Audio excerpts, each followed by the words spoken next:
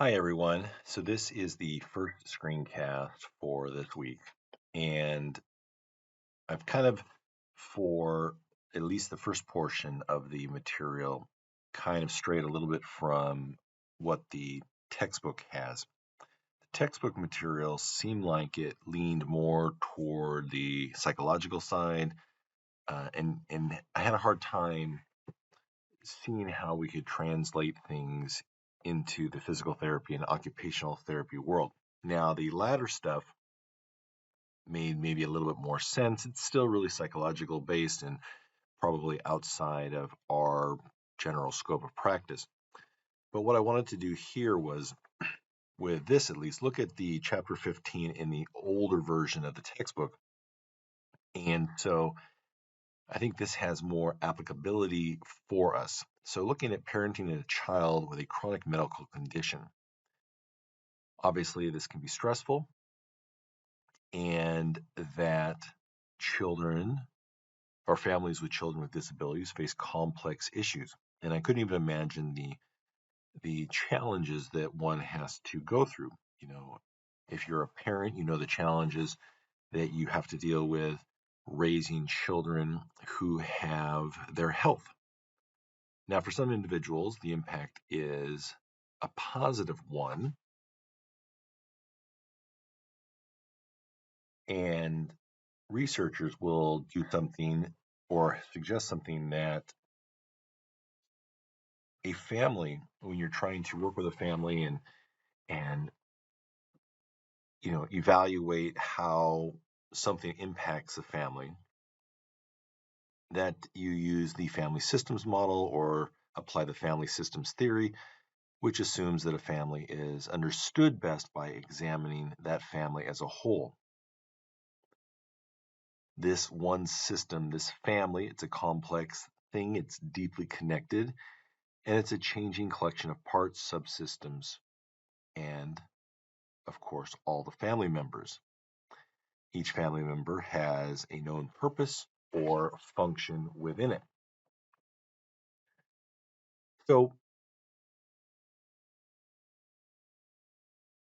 different considerations here.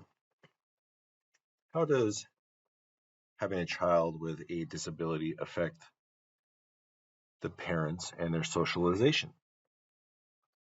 Well, probably in great ways. It may, in some ways, negatively impact socialization, the ability of the adults to be able to have quality time outside of the family unit. Also, too, it impacts the potential people that people socialize with. If you've had children and they participate in extracurricular activities, especially sports, things like that, then sometimes that becomes one's social circle. So, what does that look like now when a parent has a child with a disability? Researchers are interested in the types of accommodation that the family system must make. And so, how does that impact the parents? How does that impact others, other children within that family? There's also the study of the impact that the children with a medical diagnosis, what kind of requirements do they have for ongoing intervention and medical technology? Parental experiences can be exhausting, overwhelming. There can be anxiety. There can be relationship problems with other children. It can impact their self identity and their social emotional well being. The degree of family stress appears to partially relate to the amount of support available. So, does that family get support from immediate family members, from friends, from their community, from their church, from other organizations? Are there support groups that are available? Let me skip this one here. This talks about basically an overview of the study. And there was a study that was discussed in this chapter and looking at these different medical diagnoses of children with chronic medical conditions. And three themes emerged related to caregiving of these children. One is that parents experience the challenge of always having to be there. And I think, this is something that parents with children of all health level or health, what's the word I'm looking for? I think it's a feeling that parents always experience to some degree. But as your children get older, that lessens when you've got a child that's healthy, when you have a child that can manage for themselves. Just imagine now that child with a disability, even if they can manage for themselves, if something were to require immediate medical attention, you always feel like you have to be there. Or what if that child has severe disabilities that limit their ability to care for themselves? Obviously, for families, sometimes there is a change in career plans. It is going to impact one or both, depending upon the structure of the family, the professional life. And there's going to be compromises, making decisions, and there has to be then the tolerating of those compromises.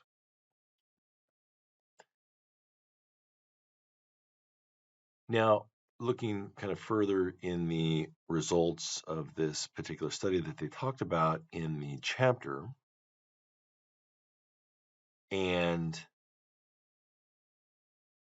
parents, there's a typical day. There is an amount of caregiving that is required at a minimum for a child with a medical condition or disability. I have a friend who has 3 children, not with severe disabilities, but they are extensive enough that things you would think most children would be able to take on and manage by themselves require another level of supervision. And so it makes the challenge for getting people ready for school differently. It makes the challenge for helping children with their studies different. It challenges the social interactions as they try to have those children develop in that way.